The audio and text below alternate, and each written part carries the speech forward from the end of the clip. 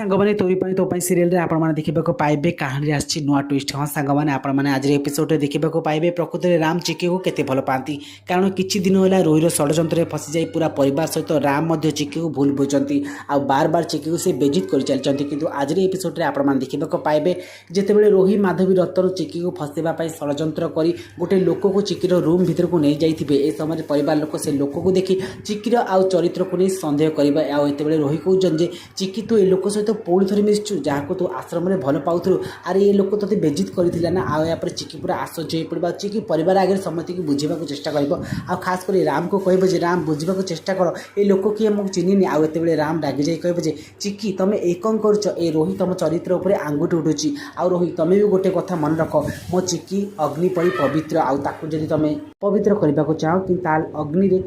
कलंकित अड़िया पकेबा चाहूँ से अड़िया सहित तुम निजे जलिज आउ चिकी तुम तुम चरित्र को जी आंगुठी उड़ुची तुम ता आंगुठी भांगीदेवा कथा माने रोहि की तुम ठीक जवाब देवा कथा आउ यापर परिवार लोक समस्ते आश्चर्य पड़ती आउ चिकी बुझी नी राम को मन में एबी भी भल पाइबा अच्छी। फ्रेंड्स आज एपिसोड केमी लगे आमको कमेंट कर लिखि जणाबे।